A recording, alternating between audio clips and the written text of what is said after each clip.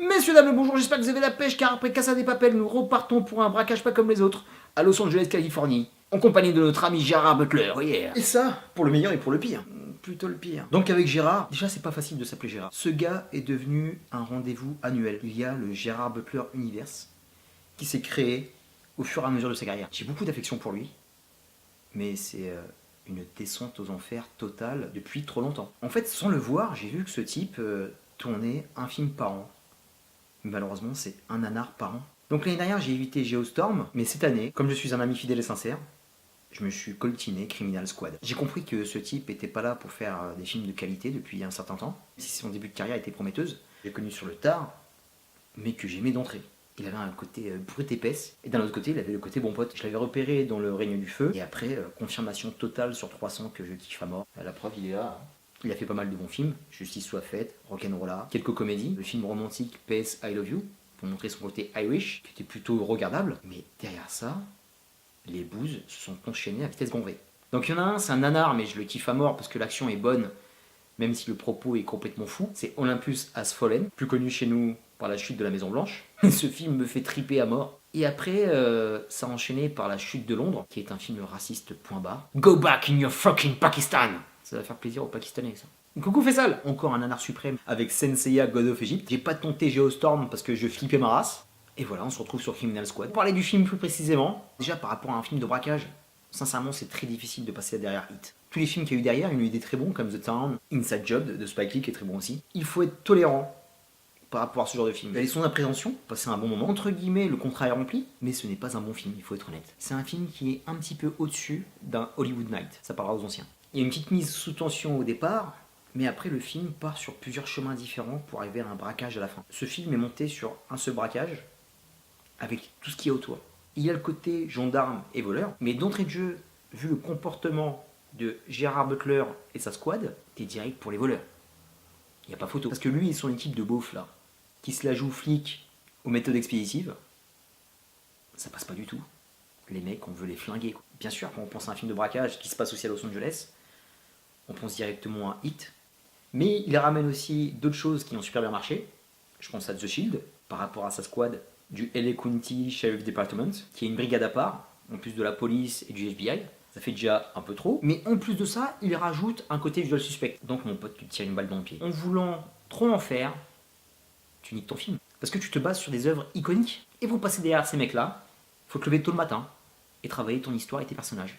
Ce qui n'a pas été fait. Donc voilà, bordel total. Le principal souci, c'est que le personnage de Gérard Butler est un connard fini. Le mec insulte la terre entière, ses collègues de travail. Il fait le cake contre les braqueurs. Le mec s'est pris pour le keuf ultime, pédant. Et ça se voit comme mon gros pif au milieu du visage. On veut en faire le Al Pacino de Criminal Squad. Sauf que Al Pacino dans Hit, il fait un tout autre métier. Toi, on peut pas t'encadrer, mec. En plus de se la raconter à l'écran, son personnage dégage une hygiène de vie douteuse. T'as l'impression que le mec pue. Et nous ressortir en 2018 un 3/4 en cuir à Los Angeles, veto, c'est pas possible, mec. Tu veux pas nous faire un truc pareil? C'est d'une laideur. Encore, j'ai pas été regardant, mais je te soupçonne d'avoir une boucle de ceinture et des sentiers. Il avait un look à la Vinny Terranova dans un film dans la mafia. Mais comment tu as osé? Et en plus de ça, le mec, il fait crade. Insupportable. Par de là ce constat, mon gars, ça part très très mal. Comme je me suis dit que j'étais parti pour regarder les films jusqu'au bout, il fallait que j'en tire quelques petites bonnes choses. J'ai bien aimé du côté des braqueurs Pablo Schreiber, que je kiffe. C'est un acteur que j'ai connu dans pas mal de séries. Moustache dans Orange is the New Black. Il était dans Weeds, dans la très bonne série de boxe qui n'a duré qu'une saison, Lights Out. Et le mec n'a pas de chat, il a été aussi dans The Brink, qui a été annulé au bout d'une première saison, qui était vraiment très bonne. Et aussi dans 14 Hours, quand Michael Bay décide de faire des bons films. De son côté, ça fonctionne. Le mec est à l'aise dans son rôle. Il fait très bien l'ex-dollar qui est déterminé. La squad est plutôt sympa, parce qu'en fait, ils ont ramené quelque chose qu'on voit rarement dans les films quinri de ce type. D'habitude, c'est plutôt les gongs black ou latino. Et là, on a affaire à une Hawaiian tribe, qui est plutôt originale, parce qu'on les voit pas beaucoup. Et je peux vous dire, moi qui suis parti à Hawaï, qui est un lieu de villégiature magnifique, quand tu vois les gros bébés qu'il y a là-bas, tu comprends que dans le quartier, il n'y a pas que du touriste. Il y a de gros lascars qui font bien flipper. Et de les avoir mis dans le coin, je trouve que c'est un bon point pour le film. Mais malheureusement, ce côté n'est pas développé et ça ne peut pas tout rattraper le bordel que fout Gérard Butler. Après ça, le pauvre Pablo n'est pas aidé par sa squad parce qu'il y a 50 Cent. Tant qu'il rappe pas, je suis pour. Tant qu'il ne parle pas, je suis pour. Mais monsieur, qui est quand même assez costaud, n'est pas du tout crédible avec une arme à la main. Donc 50, ça le fait pas du tout. Et on reste du côté rappeur, on va dire fils d'ancienne gloire du rap, avec Cube Junior. Monsieur n'est pas un très bon acteur.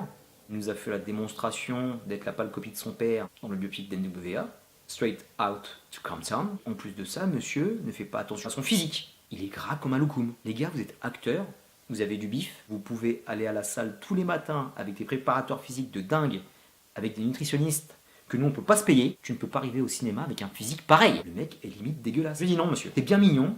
On aime tous Ice Cube par rapport à ce qu'il a fait dans le hip-hop. Un petit peu moins côté acteur, mais il a quand même joué dans des bons films. Fièvre à Columbus, Boys in the Hood. Et mon gars, tu pars de très loin. Ça suffit pas d'être un fils d'eux. Le film est quand même une bonne carotte, parce qu'il n'y a pas tant d'action que ça. Et dès que ça part en action, ça dure pas trop longtemps. Le clip de fin, on le voit arriver quand même très rapidement. Parce que tout se passe très vite. Et on a une grosse longueur au milieu du film, où on nous parle de la vie extérieure de Gerard Butler avec ses problèmes familiaux. Faut encore nous donner un côté hit. Le concours de beat entre Gerard Butler et Pablo Schreiber, ça passe pas. Le côté Nemesis, mais en même temps on se comprend et on se respecte, ça sonne complètement faux. Non monsieur, pas folichon, pas glorieux. Vraiment au cinéma il y a tous les films un peu calibrés pour les Oscars, j'en ai vu pas mal, donc histoire de se détendre et de voir autre chose, je me suis permis d'aller le voir. C'est pas fameux, mais ça passe le temps. Pour conclure sur Criminal Squad, même pas me permettre de te dire d'aller le voir, on va dire que c'est divertissant, moyen, moins. C'est un côté agréable et malsain, parce qu'en fait maintenant quand je vois Gerard Butler, j'ai envie de rigoler, j'ai envie de me marrer de ce qu'il va faire à l'écran. Et me foutre de sa gueule à ce pauvre GG. Ça se fait pas, mais ça fait du bien. Moi j'ai payé ma place pour aller voir ça. Donc tu me laisses kiffer Gérard. Où va s'arrêter la chute de Gérard?